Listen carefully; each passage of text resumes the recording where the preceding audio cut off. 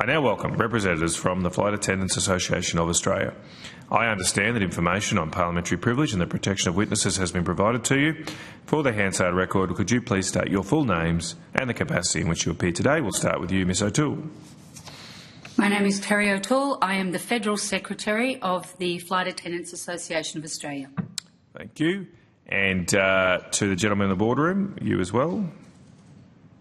Andrew Bolton, Industrial Lawyer, Flight Attendants Association of Australia. And Steve Lau, Industrial Lawyer, Australia. Thank you very much. Now, you do have an opportunity to make a short statement if you'd like, and then we'll go to questions. Would you like to do so? Yes, if I could. Over to you, Ms O'Toole. Thank you, Senators. I'd like to thank you for the opportunity to appear today. I speak on behalf of the Flight Attendants Association of Australia and our members in Hobart, Canberra and Mildura. These are loyal aviation workers who on October 1st were told their jobs were moving to major city bases, whether they could go or not. The decision was made by Qantas management. They justified these closures on business grounds, citing inefficiencies, fixed costs and roster resilience. They conceded that this decision was not based on performance of the crew. They acknowledged that these regional crew had delivered excellent service. To test the company's assumptions that this workforce would simply pick up and move, we surveyed our members. The results were stark. These are not transient workers, they are pillars of their communities. 11 of the 18 respondents have lived in their region for over 20 years. 12 of 18 own their own homes. Most critically, 10 partners of the 18 crew own local businesses. When Qantas tells a crew member in Hobart to relocate to Brisbane, they aren't just asking employees to move, they're asking a family to close a local plumbing business, to pull children out of schools and to abandon elderly parents for whom they have the sole carer's responsibility. We have members like Paul, a foster carer for vulnerable children. We have Catherine, whose child relies on a specific local team of therapists for a disability. Natasha, the sole supporter for two parents in their 80s. For them, relocation was not a choice and it was impossible. We have Michelle, a proud Indigenous woman whose daughter and grandchild moved to be on country and close to her for support. She describes her base not just a job but as her forever home. Senators, under the existing industrial instruments, Qantas had the managerial prerogative to make these operational decisions. However, the industrial instruments contain significant gaps that left many of the workers vulnerable. National Jet System, NJS, and National Jet Operations Services, NJOS, their enterprise agreements provided for base transfers at direction of employer and relocation costs and that the employer would cover. Eastern Airlines, however, unlike NJS and NJOS, had no relocation support under their enterprise agreement. These workers faced the terrifying prospect of a forced move with absolutely no financial assistance. All three enterprise agreements had redundancy provisions, but only at the statutory rate under the NES. During our negotiations with Qantas, the only human faces were Ms Jess Farah, Head of Industrial Relations from Qantas and her IR team, Mr Guy Kleinschmidt, who was the Senior Manager of Cabin Crew, NJS, Ros Calagrossi, Head of Cabin Crew Eastern, and Casey Seabrook, Head of Cabin Crew Qantas Link. We were aware that Guy also was being made redundant during this process, and I will say that he showed enormous empathy for the cabin crew being moved. The FAAA witnessed nothing from the CEO of Qantas Link, Rachel Yangoyan, and she was nowhere to be seen in any of these discussions with the FAAA. Once we were able to tell the personal stories of the crew and raise these critical issues in negotiations, Ms Farah and others worked with us to try and achieve an outcome that was more beneficial than the EA provided for. It became apparent early during our discussions that Qantas intended to provide support to the Eastern crew, ensuring that they would receive the same entitlements as NJOS and NJOS crew, which meant a lot to those crew. Together, we negotiated a heads of agreement that goes significantly above and beyond the bare minimum of the enterprise agreements. We were able to get a separation payment. Although Qantas initially stated redundancies were completely off the table, they worked with us to guarantee a $20,000 separation payment for those forced to resign. This would be a better outcome than any kind of redundancy. In fact, the longest serving person at Eastern would have only been given about 13,696,000. So this was something that allowed our members that were forced to walk away with more. The commuter support package, recognising that many staff would keep their families in the region, Qantas agreed to a package well above any EA entitlement or requirement. This included $36,400 in allowances paid at $700 a fortnight for a period of 2 years. This was to cover accommodation and meals. In addition to that, they provided 2 years of duty travel to and from their bases, being airfares. We were able to also get some roster protections to minimise the time that they would be away from their homes. We got a relocation support package that was higher than what the enterprise agreement allowed for. This was also a $36,400 lump sum payment to cover the real cost of moving, bonds, stamp duty, setting up a new life. Most importantly, Eastern airline crew would also receive this entitlement. We also worked on alternate redeployment options. We recognised that for some, neither moving or commuting was an absolute choice or something they could do. Qantas worked with us to secure commitments for redeployment into non-cabin crew roles in their home bases. Qantas actively supported members to identify opportunities in Hobart and Canberra, such as in airports or contact centres, so they could retain their employment without leaving their communities. Crucially, we understood that some of our members, the only pathway they could see to stay would be to have the ability to move to the international section. I raised this issue of regional staff wanting to progress to Qantas International, where the ability to commute was easier. The only significant hurdle was the 6 weeks of training would have meant that they would have to pay accommodation costs in Sydney, which were quite high, and this would have financially broken the crew. I was able to speak to Daniel Dehan, the Executive Manager of Cabin Crew, and he listened to the concerns. We successfully negotiated a specific commitment that they would accommodate any crew that was successful in long haul from these transferees for the period of their training. I note that this was done by Qantas and, to my knowledge, was not funded by Miss Yangoyan or Qantas Link. The outcome was reached by sitting down and putting a heartbeat to a staff number, and the Qantas team we dealt with listened and delivered an outcome more generous than the EA provided for. Whilst we know that they were not the decision makers, we believe that they did their best to try and find an outcome in this awful situation. In conclusion, Senators, while we were able to reach the best possible financial outcome for a bad situation, money cannot replace a parent at a dinner table. It cannot replace lost time with an elderly parent. This closure strips regional Australia of skilled jobs and forced loyal staff to make an impossible choice between livelihood and their loved ones. However, we ask the committee to recognise that even with this support for regional workers, a business efficiency measure often remains a personal catastrophe. Thank you. Thank you very much, Ms O'Toole. Can I just clarify before I hand to other senators, when did Qantas, or did they, I suppose, and if so, when did they reach out to yourselves to consult about these impending closures? If you don't mind, I'll just check my notes on the date of the very first meeting. Just going through.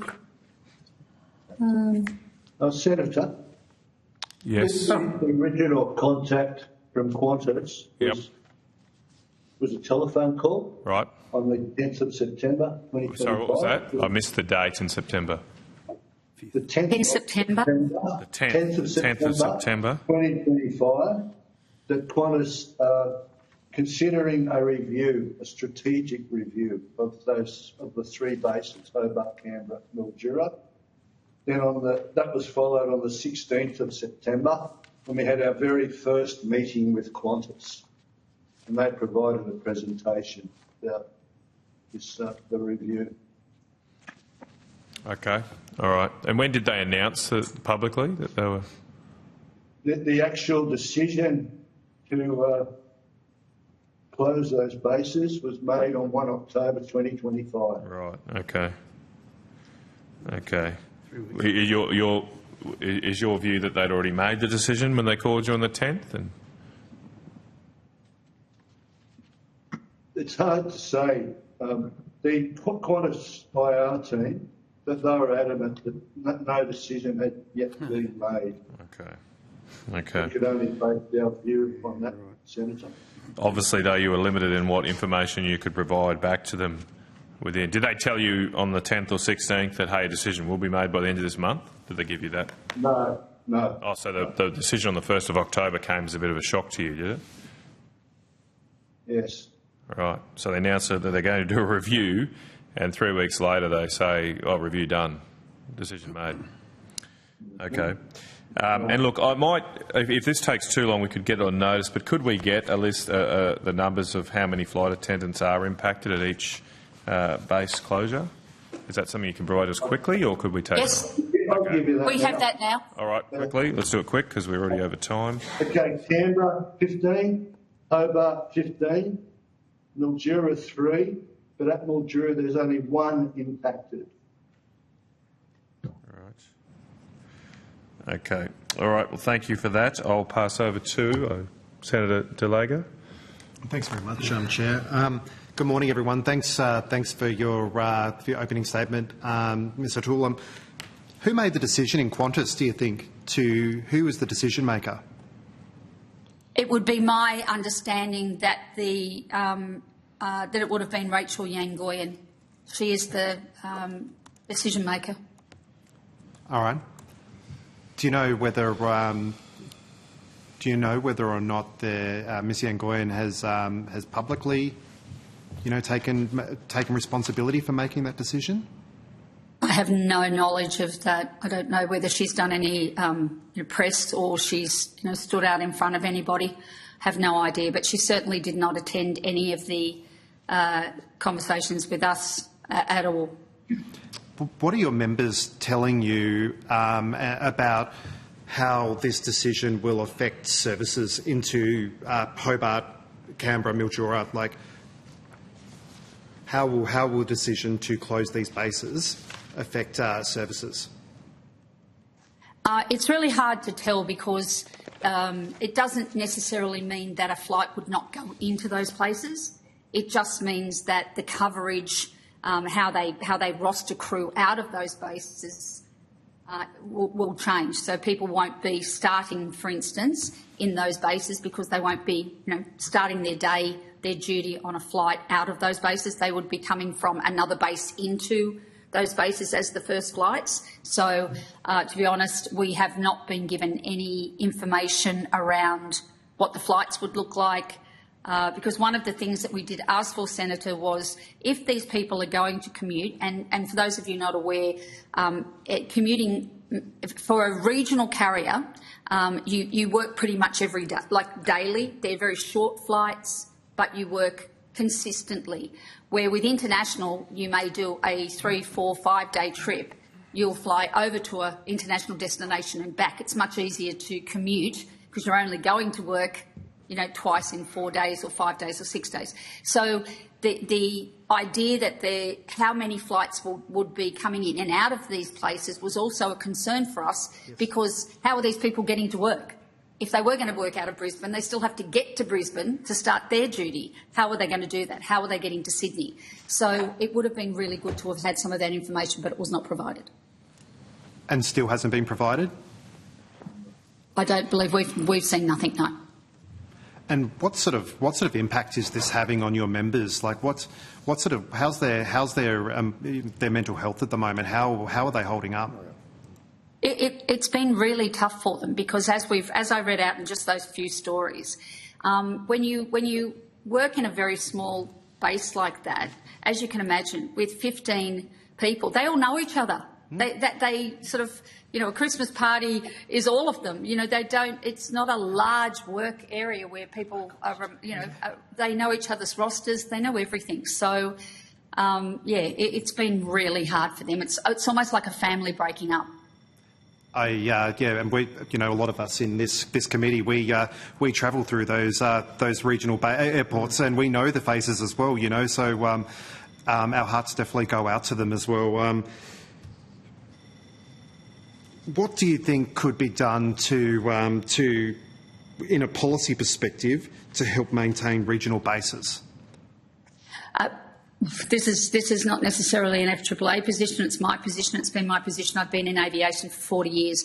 These carriers that have monopolies or duopolies, they should have a requirement to have an AOC in Australia. You should be made, in my view, fly out of these regional ports. If you want to fly out of the main ports, you should be providing those services to our regional areas as part of the AOC. If you want to run an airline, you have to cop any costs associated with having those small regional carriers. Otherwise, if everything's done on what they make money on, those areas are going to lose out. And we've seen that, with Rex and everyone's squeezed out. It must be a requirement by the government, in my view, that you, as part of your domestic network, you must cover the regional bases. That would be, for me, the way to try and solve it. Thank you. And Qantas has received quite a bit of money from the taxpayer over the years, eye-watering amounts of money. Do you think they've got a social licence that they absolutely should be servicing regional areas and they should be having these regional bases? Absolutely. I think we have, and I think if you, do a bit of research, a lot of these regional areas like Alliance and other regional carriers are actually doing Qantas work now. So they have shares in these companies. They should be considering that. And I know that it sounds very small to have a base of 15, but as you said, as a frequent flyer out of those areas, it is really good business so that when you do see these people, you become, first name basis with them. That's how you give great service to your customers. I absolutely agree, mate. Look, I might pass the call over to one of my colleagues, but thanks very much. Thank you. Senator Whish-Wilson. Thanks, Chair. Could I ask, one thing that Qantas has said publicly is that this I suppose, restructurings around resilience. So I want to ask you some questions about that. Could you, in particular, around crew sickness? I understand any crew illness during duty or an overnight will require crew to be flown in, resulting in significant delays or cancellations. That's certainly a concern that's been put to us.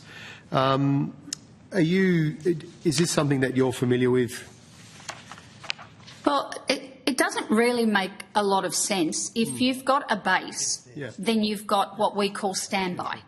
And for that it means that if you've got 15 people in a base, then you've got people that aren't working on that particular day, but they may be available to the company to use. When you don't have a base, that's worse.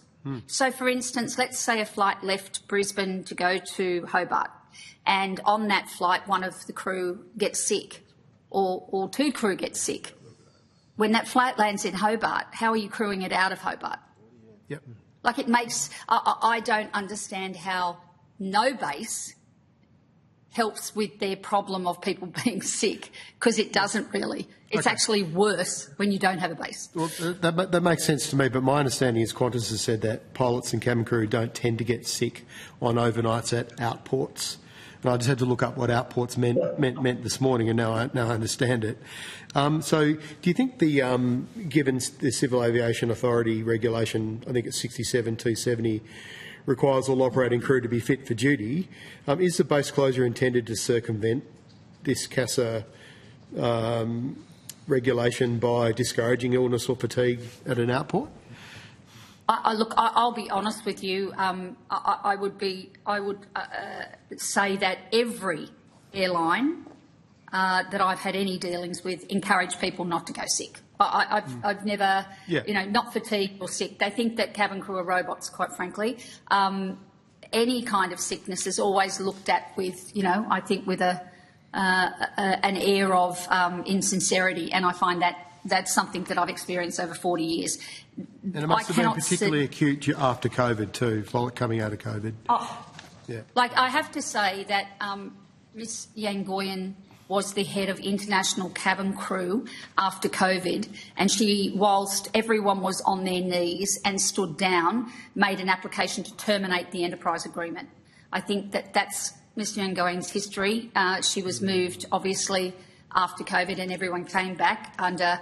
We lost conditions that had been in place for more than 50 years, where part one of a EBA was completely removed under her leadership. There was probably absolutely no way that she could continue in that role of managing long-haul crew, and was moved and went to QantasLink. So I'm never surprised by decisions after the what I would only call as a cruel decision to terminate an enterprise agreement while people were on their knees after COVID. Okay, so are you aware, or amongst your members, whether previous crew sickness has been highlighted specifically as a reason to close these bases? No, that was actually never spoken to us about. At no point during the negotiations did I ever hear anyone say that. Do you think that is the case, though? Do you think it's an issue? I would be very, very surprised that the sick leave is any higher than in any other state in Australia. I would just be shocked and surprised. Okay. So I understand that there's currently an application to operate with reduced cabin crew numbers in the event of an illness. That's before CASA at the moment. Are you aware of that on the A220s? Yes, I am. Is that just on the A220s? I think some of the airlines have made those applications. Right. I think Virgin at one point had one as well. I think it's just a cost-cutting measure, and I think it's unsafe, and I hope that CASA look at it very seriously. There should be a cabin crew member for every evacuation door on an aircraft. End of story. And if CASA reject that, do you think that will change the equation around the closure of these bases? I think the decision's been made. I think, as I mentioned, Guy Kleinschmidt, who was running this sort of the operation, has been moved on. He no longer has a job. So I would be very surprised if they will turn back a decision. I'd be very surprised. Okay. Are you aware, will all cabin crew be trained to operate as cabin supervisors going forward? And if not, how will that affect resilience? We have. I don't think. I'll talk to my industrial chairman. I don't think we've gone through that as yet, have we? We haven't been advised of that, Terry. You haven't been what, sorry? We haven't advised of that yet, Senator. That everyone's going to be trained as a cabin manager. We haven't been advised of that. Okay. So you're not aware of that. Okay. Could you tell us a little bit more about the personal costs to pilots and cabin crew? I mean, obviously moving to some of the world, or arguably one of the world's most expensive cities, is going to consume a large proportion of their salary. Is there any thoughts on estimates on how much out of pocket crew will be? No, I mean, given your recent negotiations you've had with Qantas, especially. No, we didn't. But I think some of the stuff that was really important to us was things like one of our members has a property, and so she has an elderly horse that she's had forever. And as she said, there is just absolutely no way that I could transport my horse to the mainland. It wouldn't survive. So for her, the relocation of her animals was simply nothing. As I said, our member that had returned in country, she was absolutely unable to move from where she lived with her daughter and grandchild. So for a lot of them, the decision to actually pick up and move didn't seem to be like it was really on the table. There were a couple, even in Canberra, they were going to commute. They were not talking about relocation. So there was very little that we heard. I think we did a survey, didn't we, Andrew, that like in the end there were very few that were prepared to actually physically move to these major cities. They were not going to do that. So if they oh, sorry, please go. I was going to say, in one instance, one of the members had actually just secured a mortgage, so the timing was, It was a first home buyer's mortgage too in the ACT, And a condition of that was she had to live in the property for 12 months. Right. Okay. So in that case, and in the previous example given, it's likely then if these staff want to keep their job, they're going to be required to have 2 residences. The residence in the capital city plus maintain. So they're potentially going to be out of pocket for stamp duty, maintaining 2 residences, costs of parking, taxis, all these kind of things. Was that covered or put? Well, the company, they may not get 2 residences because they could, depending on their rosters, could stay in hotels. So the $700 a fortnight was to cover costs of hotels, taxis, whatever they needed, and remembering that Qantas also agreed to pay for what we call duty travel, which is a free airfare from wherever their port was to their base to go to work.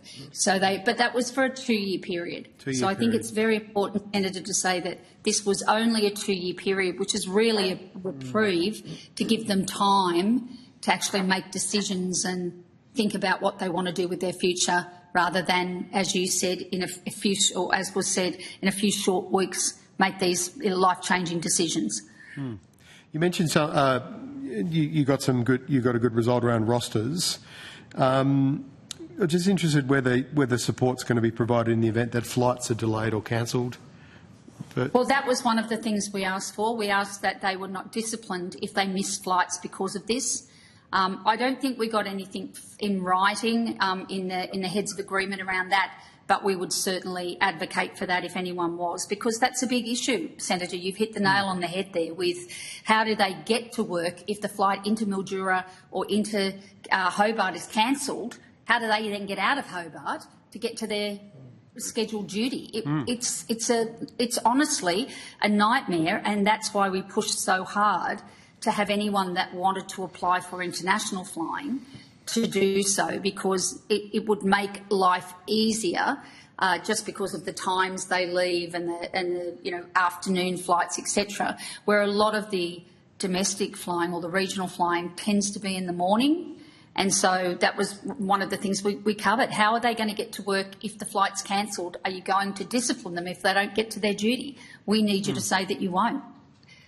Okay. And we didn't get that in writing, I'll be honest. We did not get that in writing. Okay, last one. Well, hopefully you will get that in writing. I'll put some other questions on notice to you, but you mentioned some reserve conditions earlier.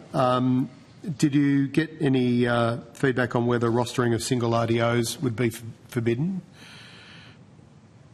We asked for that, didn't we? I don't think we got that. What we did get was standbys. I think that was our concern. Yes. We didn't want them coming up to Sydney and being put on standby, Senator, so that they didn't have work. So we were asking, could they stand by at home in Hobart? So if you needed to use them, you were using them from there rather than using them from sitting in a hotel room in Sydney all day, paying for a hotel room, and you may not get used because they don't need you for that flight. So we did try to take concessions around those kind of things. Okay, but I don't know that we've got any. I'll put my other questions on notes. Just one very quick question, if you don't mind, Chair. I obviously live in Launceston in Tasmania, and when I've been to the airport, some staff have had a chat to me about this, and they've told me that the base in Hobart's actually really important for the airport in Launceston too, in terms of providing from engineers through to cabin crew and pilots. Do you have any views on that?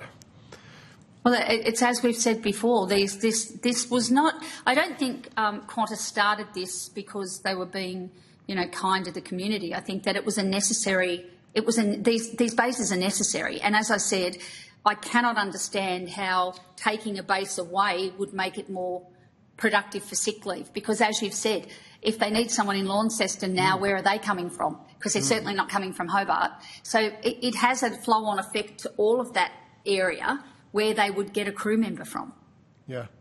If you've got any thoughts, and perhaps you could take this on notice, like how we would measure, we're obviously especially not only interested in the impacts on staff across the board, but also onto services, how we would measure the potential impacts on services, Like I know. Well, I would be asking Qantas about their schedule, what their schedule is currently, how many flights are coming in and out, Yeah. how they will then replace those flights, where will they be starting, because that's a really important thing. Are they starting in Melbourne? Are they starting in Brisbane? Are they starting in Sydney to come down to Hobart? Mildura? You need to know where they're flying from and what they intend their future network to be, because that will tell you what intent of flying and the amount of flying that they intend to do out of those ports they're closing. Fantastic. Thank you so much. Thank you, Senator Whish-Wilson. Senator Sterle? Thanks, Chair. Thanks, Mr O'Toole. Glenn Sterle from WA. I haven't had 40 years around aviation, but I was a proud organiser of the TWU, and Qantas Flight Catering was one of my patches for about 6 years. But look, congrats on what you have been able to achieve for your members. And at a time that we should be celebrating, unfortunately, I share your pain. I get that, okay? So can I just, very quickly, I didn't realise, I've never met Miss Yangon. Her name's never come across my desk. So you've been dealing with Miss Yangon for a number of years? Yeah, so Rachel Yangon was the head of international cabin crew. Right. So she would have been, we represent all cabin crew at Qantas, yes. Also at Virgin, and I think we have 26 different contracts, Senator, in aviation and cabin crew, in the cabin crew world and space. So she was the main, she held the group of international crew, which made up about 2,500 international Qantas employees that we represented. So we dealt with her in EBA negotiations, we dealt with her regularly. Obviously, during the COVID stand down, she was the point of contact. She was responsible for it all. Not the stand down, take that back, that was the government. But she was the responsible person for that group of people. As you can imagine, for cabin crew, there was no aviation at all, and they were stood down without pay. It was a mad scramble during that time for people to get jobs, and we worked hard with the Victorian government and others to get jobs in hotel quarantine. We found that cabin crew had these wonderful skills of being able to direct people to be able to crowd control. We're able to follow very strict rules and guidelines because that's what they do as cabin crew. And so a lot of them were employed within that hotel quarantine section. We were scrambling. I think during that period I did about 80 to 100 personal references for the cabin crew who were trying to get other jobs, remembering that Qantas had closed down. There was no base managers, there was no individual managers. No one could get a letter from anyone saying, I've worked at Qantas. So we sort of pseudo, as the union, took that on and did that. Then, of course, when it became time for everyone to be stood up, our EBA was coming towards expiring, and we did a ridiculous negotiation where the company used imperatives, they're crucial imperatives, and they said we need to get rid of all these Part 1 conditions, which were the ones that had been the legacy conditions for cabin crew. We said no, it was voted down. I think 98% voted it down, remembering that everyone was stood down so no one could do industrial action because there was no one to take industrial action. They then made an application to terminate the enterprise agreement. Now, for anyone that's seen the Modern Award for cabin crew, it's pretty appalling, and they would have lost all of their compulsory redundancy requirements, their voluntary redundancy requirements. They would have lost every kind of condition that they had. And so we had a gun put to our head to re-put out the EBA that was voted down at 98%. Because of the termination, we were advised by all our legal that the law allowed for that termination to go through, and in fact it was voted up the second time, and that has led to all of our Part 1 crew, our legacy crew who have been with the company for 20, 30, 40 years, losing significant pay and entitlements, and Ms Yangon was the face behind all of that. Okay, well, as you're well aware, as the world knows, that 1,700 of my union's members didn't even get to that first base, that were just wiped out by Joyce and co. Would it be, and I'll leave this on this one, it's more of a comment, Chair, but I would seek an answer and then I'll pass on. Would it be unfair of me to suggest that at any stage that Miss Yangoyan has learnt at the hip of Alan Joyce, the two Davids, the CFO at the time, who's now the CEO, and of course that lawyer. Would that be an unfair statement? Well, correct. I do know who you're speaking of. I would suggest that this was not surprising to us personally. For me personally, having dealt with Ms Yangoyan, this was not a surprise to me that she took over Link. I must admit, it felt like she was being promoted by the business for how she had treated cabin crew. And I will say that there is absolutely no discretion. There is no discretionary goodwill at the moment with our long haul crew that had this. The ones that are left, there are 800 of them left, and they still had the bitterness of what happened when they were on their knees to the employer that they'd given 30, 40 years of service to, and how they were treated. It's not gone away, and we have an EBA coming up where, I think a lot of those emotions are going to, bubble to the surface. Well, I wish you well for future negotiations, and please pass on to your members my sincere congratulations, my sincere thank you for the respect that they've shown us for many years in the Australian travelling public, and they do not deserve to be treated like this. I'll leave it on that one, Chair. Thank you, Senator Sterle. I've just got one more question. I know we're a little over time.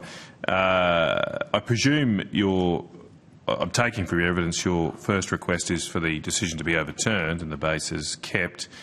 If that's not possible, do you have a specific request in terms of relocation assistance, flexibility arrangements, the like, that you are asking Qantas for?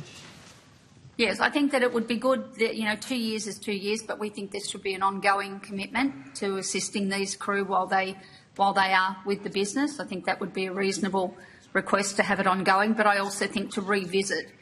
We don't know, Senator, what these rosters will look like. This is all unknown, and I think that's really important. Even people that say, I'm going to give it a go, I'm going to try and commute, I'm going to see what I can do, we have no idea of knowing how that will be. Now, we have got some kind of an agreement that if in the first year they can't do it, then they can sort of get the remainder of, what they may be able to get some of the remainder of the 34,000, commuting or whatever. It's too grey, and we want more ability to sit down once this decision's been made and say, roster per roster, this isn't working, we need to change this. They can't have sign-ons before 10 o'clock because there's no flight out of their particular port. We want those nuances to be able to be looked at again. So we would like to revisit. This should not be the end of it, regardless of how this works. For those that are intending on commuting, they actually need more assistance. They need more time, and we really do need to be able to revisit what they've been. We don't want it to be the end. We don't want this just to be, they've agreed to do this, so therefore that's the end of it. We think that the company has a responsibility for these people. Okay. Well, thank you very much, Ms O'Toole. Thank you to all of you for your evidence this morning. We'll have to leave it there given time. I don't believe you took any questions on notice, but we'll be in touch if there is a need for any follow-up. Thank you again and enjoy your weekend. Now, Thank you very much. I might just briefly suspend, given we're switching to in room. So could I invite Are they in the room? Yes, thank you, General, sir. So,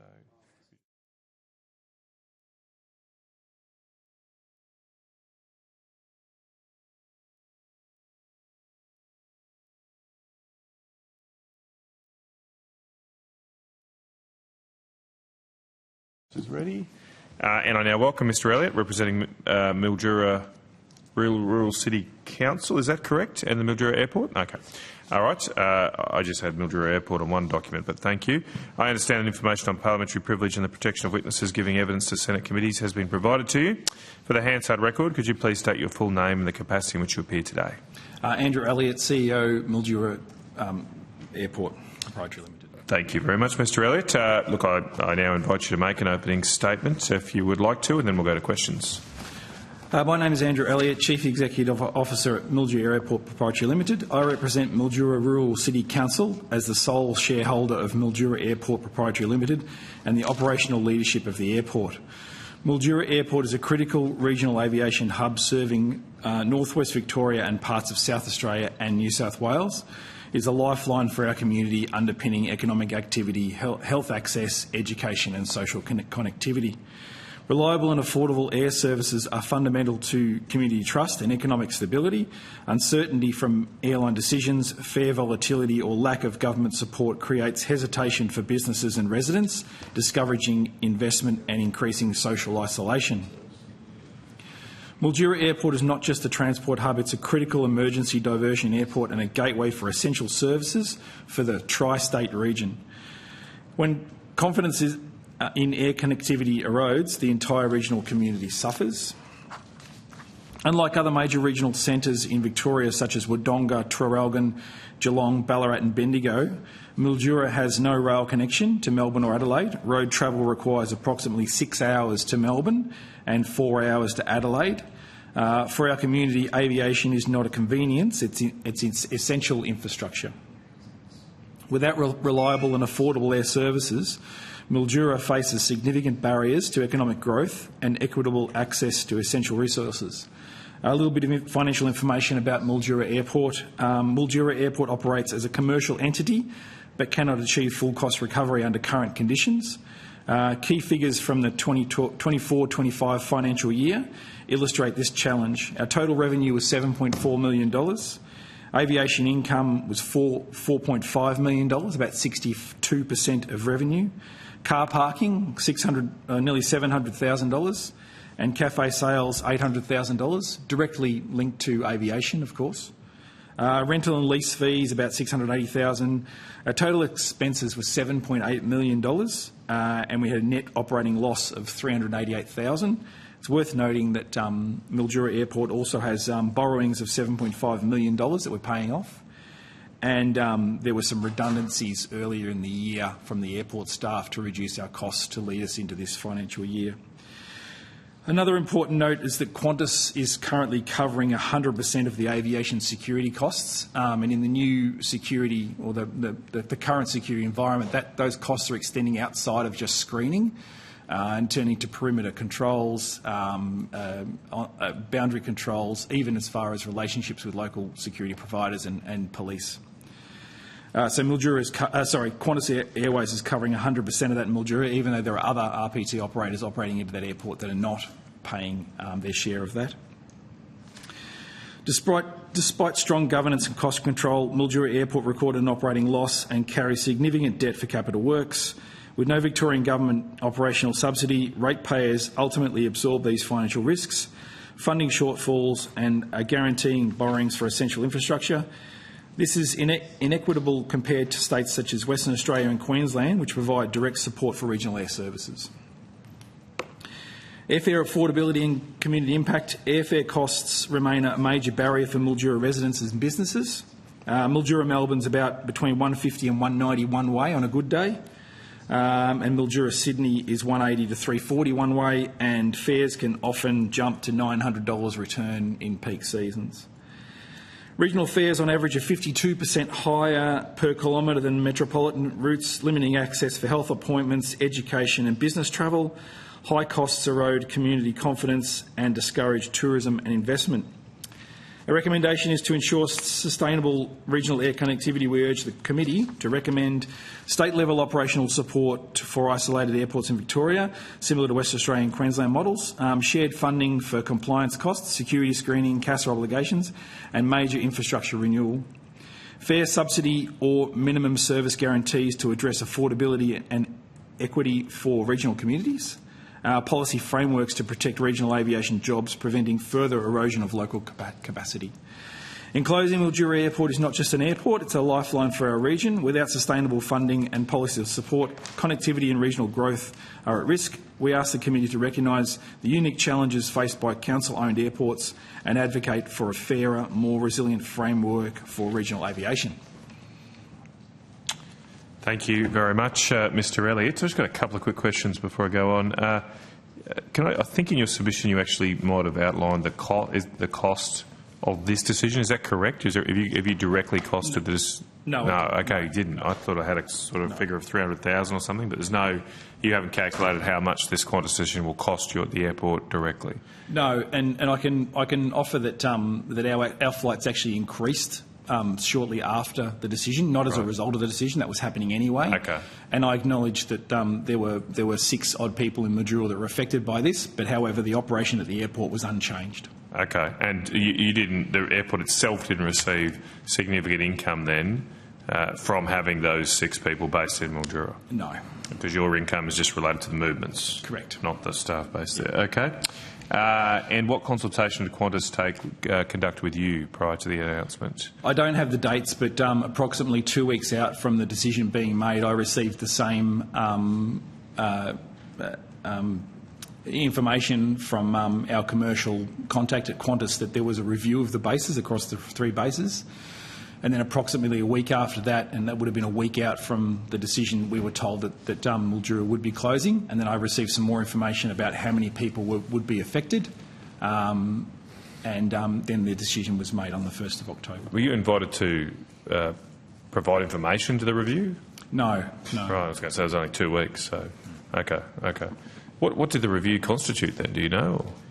For Mildura Just Airport? internal, no, within Qantas. They didn't externally consult with people? No, I don't. No. Okay. Well, I was going to go to Senator Schultz. He's gone. I'll go to Senator McKenzie and then to you, Senator Delaker. Okay, thanks. I guess I'm wanting to understand the relationship Qantas more broadly has with Mildura Airport. You say they cover the cost for the operation of the airport? For the security requirements, so security screening, it's charged back to operating airlines at a passenger fee, and it's the total cost of operating under the Home Affairs security requirements divided by the number of passengers, and it's charged to the airlines. And who else would you charge if you weren't charging Qantas? I would charge Rex. Rex? Yeah, but they are under 40 passengers and don't have to pay it, but they are definitely benefiting from the security at Mildura Airport. Well, there's a reason we don't charge aviation in industry players with under 40 people of that. So you think that it's the cost of security that is why Qantas decided to close this regional base in Mildura? No, I'm happy to be corrected, but if you ask my opinion, you have. Mildura Airport, the crew that were living in Mildura, the crew base for that, and it was only affecting cabin crew and flight crew. There was no ground staff affected, which was a bit of a misconception in the early days. It was only 6 people, and the way the operation was structured, those 6 people that were living locally could not operate the first aircraft out of Mildura anyway. It's a 6 a.m. aircraft. And the rest of the aircraft that fly in and out of Mildura are return crew from the other ports. So, in my opinion, the economics of it, I think the writing was on the wall because, and actually to this date and then beyond the closure date in April, there'll be no change to the way the operation runs.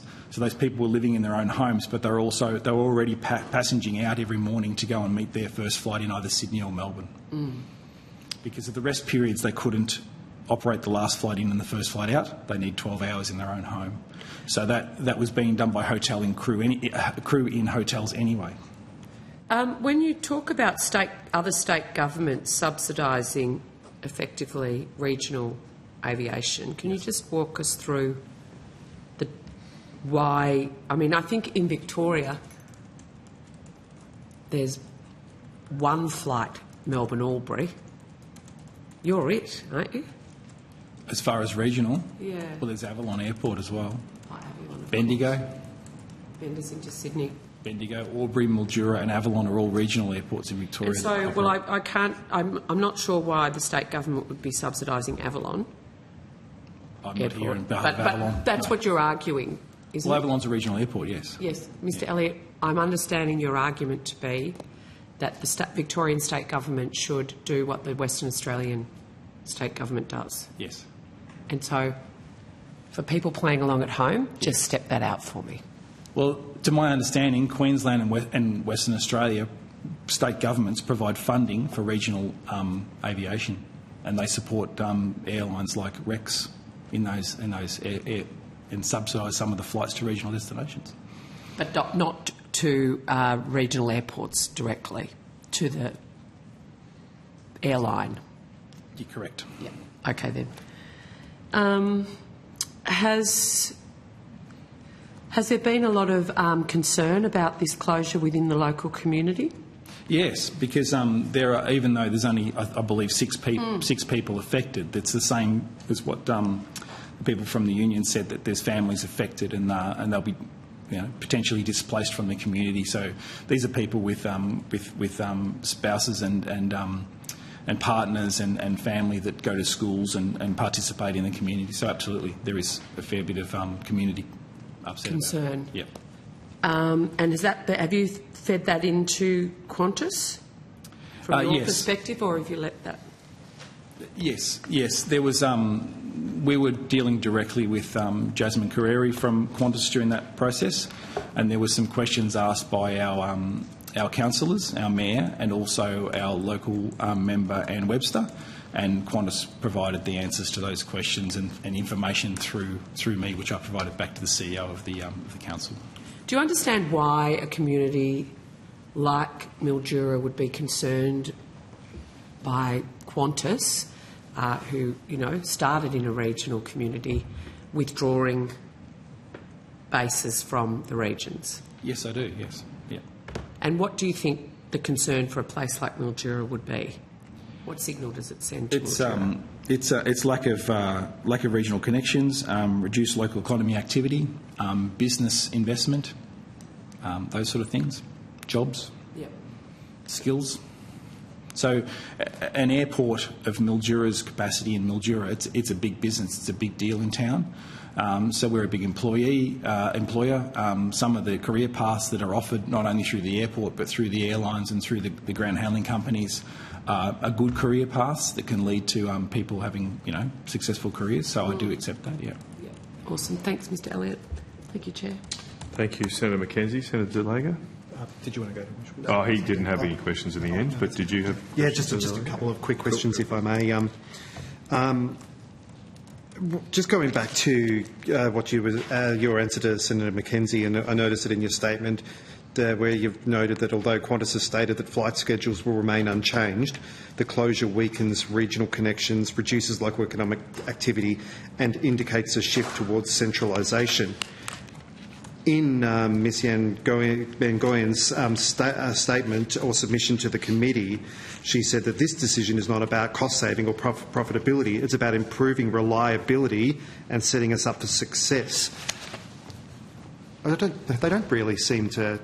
We're not matching here. Something's missing, isn't there, in what Qantas is saying and what flight attendants, what flight crew, passengers, pilots are saying. Do you think that this is about improving reliability? No, I wouldn't agree with that. And as I said, when I heard that there was a review, I have to say that I thought that the decision was going to be made because I could see what was happening anyway. And as I said, there was no change to the operation in Mildura at all, but potentially some reduction in costs. Yeah. And the committee does appreciate that you've come today. And just for the people listening at home, the committee did ask Hobart City Council and Clarence City Council and Hobart Airport to make contributions, and we would strongly encourage these Tasmanian bodies to participate in this inquiry. Thanks.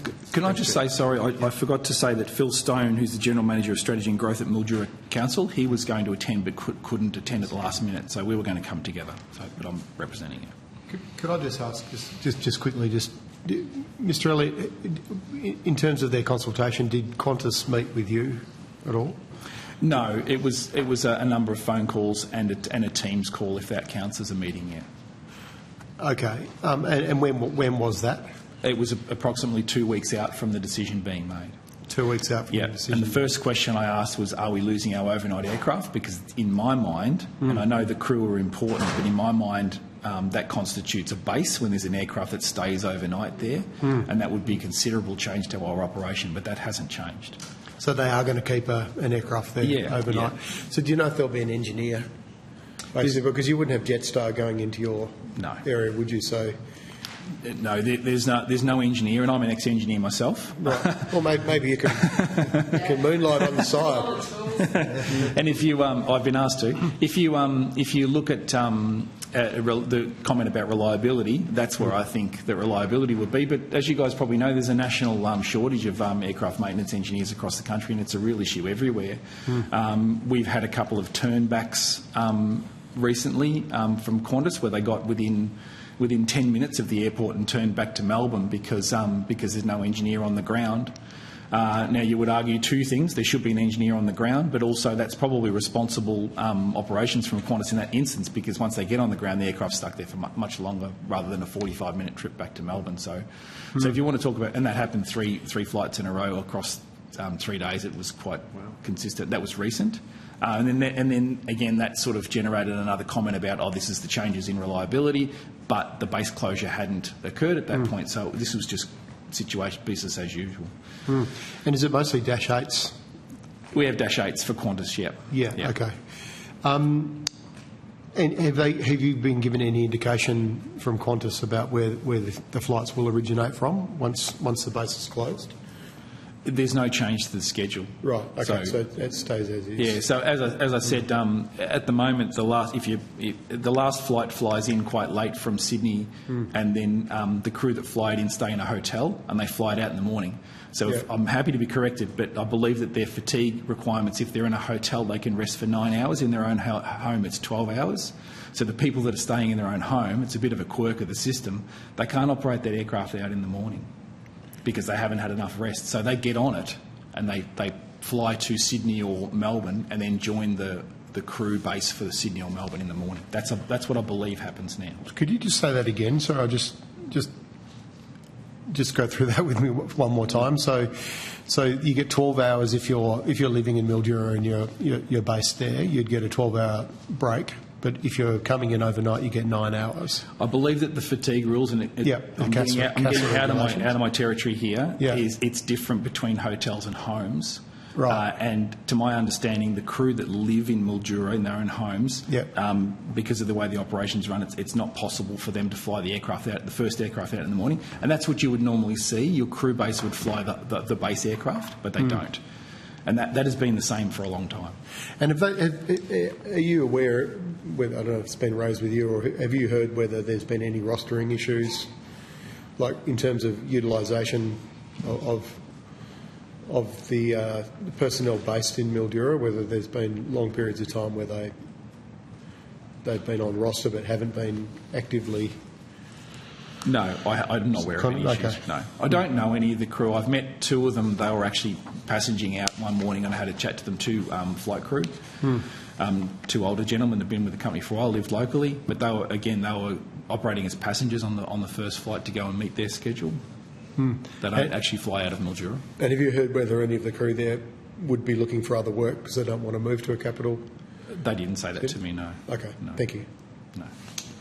Thank you, Senator Wilson. I just have a couple more questions. I think earlier, Mr. Elliott, you said that prices from Mildura to Melbourne are usually around less than $200. Somebody locally has contacted me and said, look, that's generally the case if you're booking weeks out. Yes. But at shorter time notices, if you've got emergencies and things, prices can easily go to $300-400. Is that correct? That's correct, and even higher sometimes. Right. And look, we're off topic here, but it totally limits anybody from travelling for a leisure perspective. Yeah. It's just impossible to get to the Gold Coast or something from a leisure perspective. You just wouldn't do it. Yeah, it's thousands. Yeah. Okay. Thank you for that. Now, today we are mainly focused on the Qantas decisions, but our terms of reference do go to the issues around the costs of providing more security in that. And I think you did hint at that earlier. Yeah. You mentioned Qantas is covering all of those security costs. Does this include or have you had to put in additional security equipment with a decision to upgrade security at regional airports in recent years? No, but we're still working through our response to the Minister of Home Affairs about we have to review our transport security program to include a perimeter a perimeter security plan. That needs to be done by August next year. Okay. So we're working through that at the moment. Mildura is a little bit lucky because, or we were good at what we did. The fence is continuous around Mildura, so we're working locally with local law enforcement, our security companies, and we will spend money down the road on security cameras. But I haven't delivered that plan yet. Okay. And is that, is Qantas paying for that aspect at the moment, or just the in-terminal security? So when we put together our negotiation with Qantas for a fee that we charge them per scheduled passenger, we have to open book and incorporate all of our security fees, and they have a view on what is in and what is out. And it's not just security screening. We include fees around guarding, some infrastructure costs, even a portion of our management that are dealing with security. Right. And they've never pushed. I've worked at 3 different airports, and they've never pushed back on that. I've never seen any pushback on that. Okay. Yeah. And in regards to the security screening, you didn't have to put in new equipment, did you, post the decision? When was that? Was it 21 or it was around then, a few years ago? I was in Avalon during that period, Okay. but I believe Mildura Airport had to put a body scanner in, which was funded through the federal government program. Okay, so it didn't come off your books as such. Yeah, and we wouldn't charge Qantas for that. But you have to man it, you have to pay all the operational costs which weren't previously part of your budget. Yeah, and the labour costs for security screening are eye-watering. It's very hard. The labour costs for security screening is very high because you've got a large number of people that all have specific jobs. You can't scale it back. You've got 5 people that are on shift. Okay. So have you yourself calculated estimates on the per passenger per flight cost of that additional security? Yeah, we're about $15 per passenger based on the current Qantas schedule. It's depending on how many seats they're scheduling in. I can tell you that other airports like Wales are much, much, much higher than that because of the volume. The volume makes a big difference. But the costs are fixed because you've still got to have the same equipment, the same number of people. Exactly. And that, just to be clear, that $15 is sort of the complete security screening cost, not necessarily the additional cost from the decision a few years ago. That covers all of our aspects of our security outside of screening. Perimeter as well. Because we have an overnight aircraft, we've got an obligation to Qantas to protect that aircraft as well. All right. Okay. Can I just, on that, the security cameras that you're talking about, that's as a result of what happened at Avalon Airport. I mean, is that a live risk? Is there some sort of level of risk assessment that's done? Avalon as, a big airport in between 2 major cities, being Geelong and Melbourne. I'm just wondering about the cost being pushed onto smaller regional airports. Has there been a risk assessment done about the same type of incident occurring? Yes, and we immediately, and a lot of airports, the AAA were fantastic in this, and so were the Department of Home Affairs. We had really good consultation, and it kind of settled down a little bit, and a lot of airports were able to share information, and Mildura Airport implemented immediately changes to the way we did things. I'll be honest, we were pretty good anyway on perimeter patrols and things like that. So we've measured our risk, and we've acted appropriately. All I need to do now is put that into a plan. Part of it, really importantly, was to working with local law enforcement, and that can be challenging in some locations, depending on how busy they are. But Mildura has been fantastic. They're now doing regular patrols of the airport in uniform. The highway patrol car comes at night. These are some of the changes we've done, and our own people are inspecting the perimeter more frequently. But is it your assessment that you will end up having to put security cameras? Is that going to be compulsory, or is it going to be as a result of some assessment? To be honest with you, yes. So we don't have CCTV coverage around the full perimeter. We have a very good fence. So in the interim, we'll cover that with visual inspections. But I think to get through the approvals through the Transport Security Plan, I will need to put together a forward plan on how we intend to progressively increase and invest in security. So, there's been talk about wires that listen around, and drones are the thing that scare me the most because they're very expensive, but also drones around airports aren't great. No. So, we will be spending more money, and that will be in the plan, and we'll put that into our plan, and we'll commit to that. So there will be money spent down the road. And ticket prices will go up as a result. Yeah, if we pass on the security charges to Qantas, we'll try not to, but if we pass on the security The price goes on the ticket. It goes straight on the ticket. And will you have some idea of the quantum of that by the end, mid next year? Yes. When are you planning to finalise that work? Probably around March, April. Okay. Thank you. Thank you, Senator Mackenzie. If there are no more questions, thank you very much, Mr Elliott, for your time. I don't believe you took anything on notice, but we'll be in touch if there is a need for any additional information. And hope you enjoy your weekend. Thank you again. We're now going to break. We're back on time, but we'll break for 15 minutes and come back at 10:50 with the Transport Workers Union. I suspend the hearing.